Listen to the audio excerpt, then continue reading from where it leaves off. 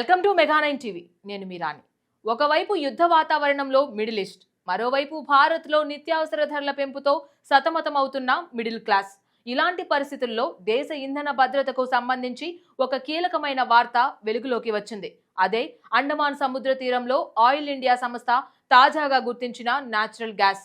అసలు ఈ natural gas అంటే ఏంటి? ఇది సహజ సిద్ధంగా ఎలా తయారవుతుంది? మరి ఈ సహజ సంపద మిడిల్ ఈస్ట్ లో జరుగుతున్న యుద్ధంపై, ధరల పెంపుతో రగులుతున్న భారత మిడిల్ క్లాసు ప్రజలపై ఎలాంటి ప్రభావాన్ని చూపబోతుంది? దీనివల్ల భారత్ కు కలిగే లాభాలేంటి? Let's watch.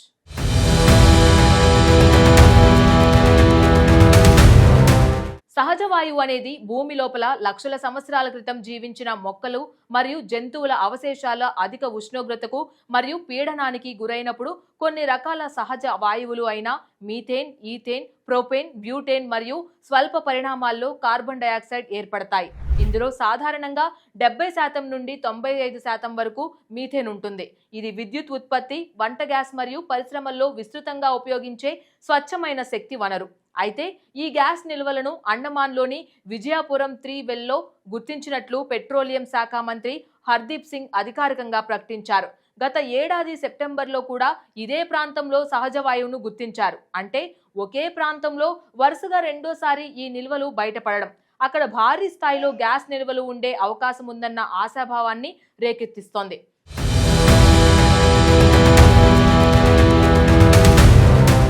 ఈ ప్రాంతం గురించి చెప్పాలంటే ఇది అండమాన్ ద్వీపాలకు సుమారు 15 కిలోమీటర్ల దూరంలో సముద్రంలో ఉంది. ఇక్కడ నీటి లోతు సుమారు 355 మీటర్లు కాగా డ్రిల్లింగ్ సుమారు 1900 మీటర్లకు పైగా చేశారు.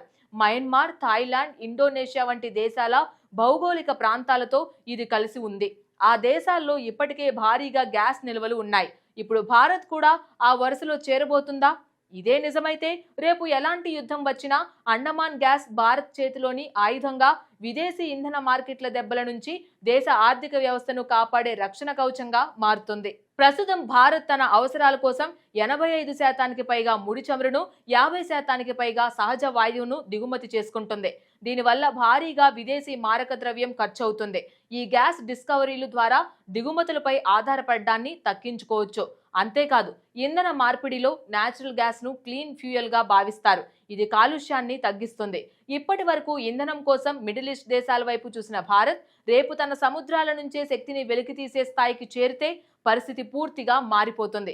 గ్యాస్ కోసం చేతులు చాచే దేశం కాదు, ధరలు, డిమాండ్ నుంచి ప్రభావితం చేసే శక్తిగా భారత్ ఎదిగే అవకాశం ఉంది. అండమాన్ గ్యాస్ సంపద నిజంగా వెలుగులోకి వస్తే ధరల పెరుగుదలతో వణికిన మధ్యతరగతి జేబుకు ఊరట, మిగిలే ప్రతి రూపాయి కుటుంబానికి కొత్త ఊపిరిగా మారుతుంది. ప్రస్తుతానికి ఇది కేవలం డిస్కవరీ మాత్రమే. ఇందులో ఎంత శాతం మీథేన్ ఉంది, ఎంత గ్యాస్ వెలికి తీయవచ్చు అన్న దానిపై ఆయిల్ ఇండియా పరిశోధనలు చేస్తోంది. ఇది వాణిజ్యపరంగా లాభదాయకంగా ఉంటే అండమాన్ ప్రాంతం భారత్కు ఒక కొత్త ఇంధన కేంద్రంగా మారనుంది.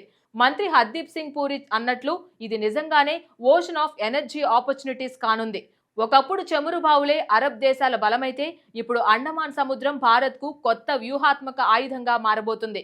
ఇది కేవలం గ్యాస్ డిస్కవరీ మాత్రమే కాదు, ప్రపంచ ఇంధన మ్యాప్ పై భారత్ లిఖించబోతున్న ఒక హిస్టరీ.